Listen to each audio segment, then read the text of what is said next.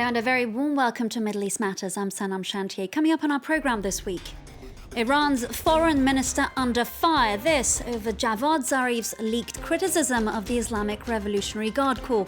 The big question now, will he or won't he run for president?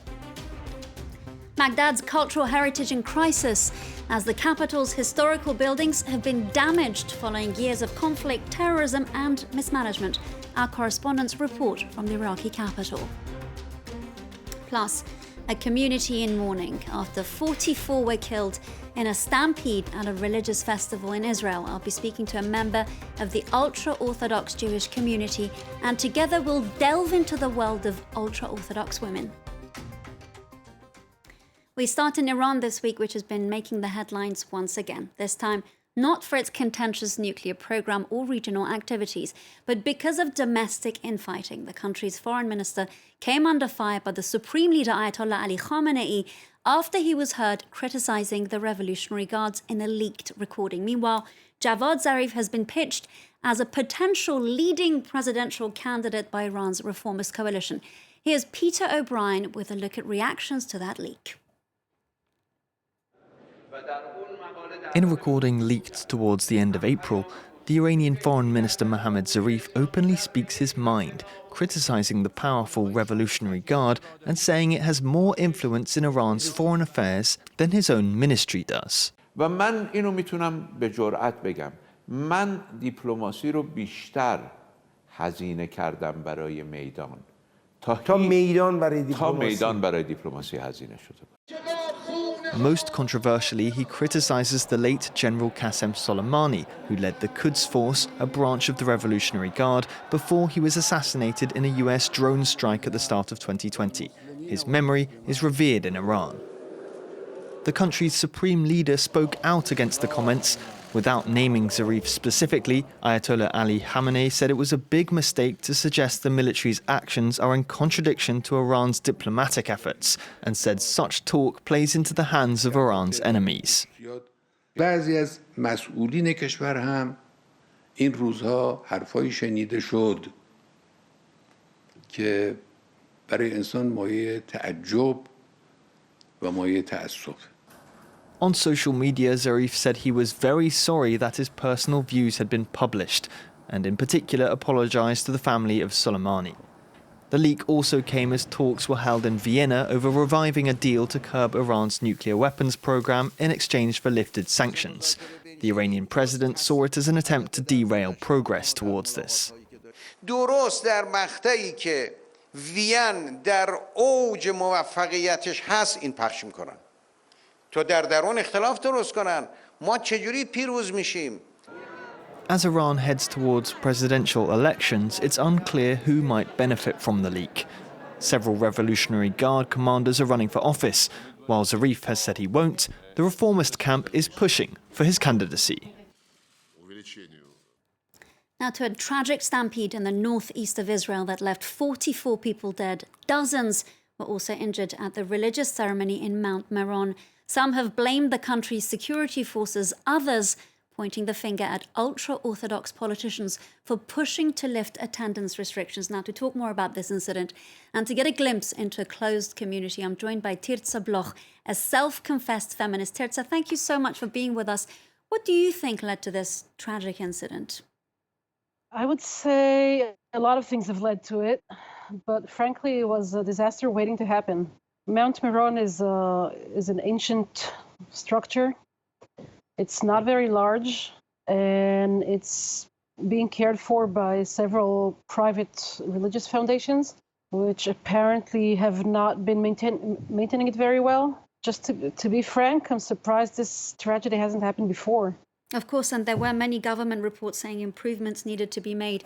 Now, looking in at this ceremony from the outside, Tirza, there were tens of thousands gathered, as you mentioned, in this really small venue during the pandemic. And this is a community, the ultra-Orthodox community, that experienced vaccine hesitancy at the beginning. Are there concerns that this could have been some sort of a super spreader event? Yes, because it was a very large body of people, and Even though it's true, most Israelis have been vaccinated. Not all religious sects have been vaccinated. Our rabbis did do a lot. They did come out in the public saying that it's a religious duty to care for our bodies, to care for our welfare, and get vaccinated. So I would say most of the people on the mountain were vaccinated, but definitely not all. Not all. So not all followed that religious order from the rabbis, certainly not the more conservative ones. I want to zoom out a little bit and talk about the role of women in this community. Do you agree that women don't necessarily have much of a voice, that there's very little room for individual freedom and self-expression? In general, I would have to say that I do agree. We are working on having more of a voice, more of a feminine voice in the public, in decision-making points, in the public service. I would say our women, in a way, are very feminist. We are the breadwinners in the family. We care for our families. We care for most of our husbands would be scholars or training to be scholars. But also, I would say that we have to work more on letting our voice be heard. And you are in reality in a country where, I suppose in a way, the population is very, well, largely critical of the ultra-Orthodox community. Critical would be a little harsh. I would say there's room for all the voices. You know, we do share a very ancient heritage. We do have a lot in common, and yeah, we do have some points that we still need to discuss, I would say. So you wouldn't say that there are social, cultural divides? There's also this notion that the ultra-Orthodox community is somehow weighing on the economy, as, you know, obviously many people aren't able to have jobs. It's a crossroads. It's a situation where our community has to fit into the 21st century, and it's trying to.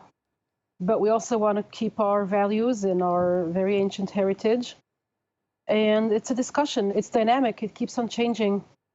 It does keep changing, we do see change coming in. How do you see change coming in? How do you manage to navigate the traditions, the religion that you have, this way of life, but in a very progressive society?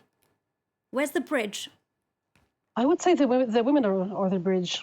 In a funny way, our women are more feminist than the men. We're the ones that get the secular education. We're the ones that go out to work, and we're kind of a bridge to the modern world.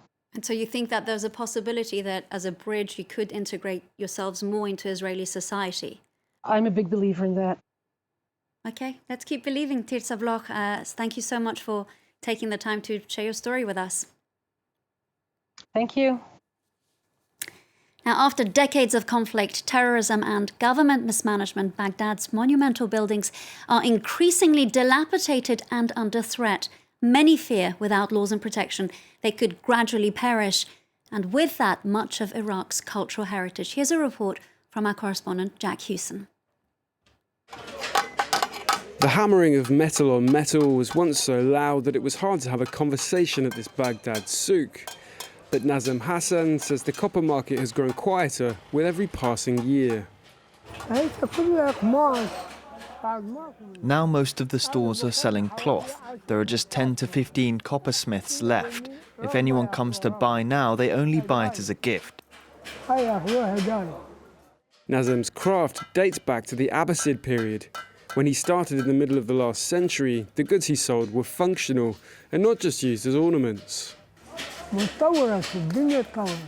The world developed, using other new methods. Now everything's electrical. They used to wash their clothes with special containers that we make, and there was no electricity.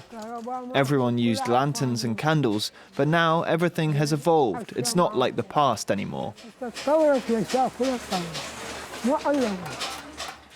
The lack of tourism and local buyers means Hassan sells nothing on most days, but his troubles are symptomatic of a broader neglect of Baghdad's cultural heritage. If you walk out from the souk onto historic Rashid Street, you can see it's also the capital's architectural history, which is under threat. If you look at this building, it's practically falling down. Nearly all of the buildings on this street were constructed before 1930, but nothing's been done to protect them or to renovate them. They've been threatened by neglect and multiple rounds of conflict, most recently in 2019 during the anti-government protests. To address these concerns, Al-Khalil Nasser heads a collective of journalists and local intellectuals who publish Baghdadiyun, a newspaper advocating for better management of the capital's heritage. No one is paying attention to this side. And when you ask the mayor or the others, mayor of Baghdad or other, they say we need money, and the money we have is not that enough to maintain this street, I mean. Owners say that bureaucratic hurdles and the expensive renovation prevent them from preserving historic buildings.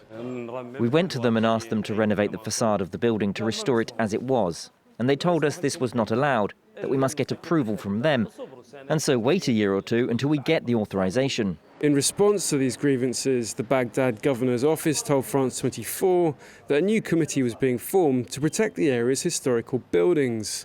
But until active steps are taken to do so, the city's heritage will continue to crumble.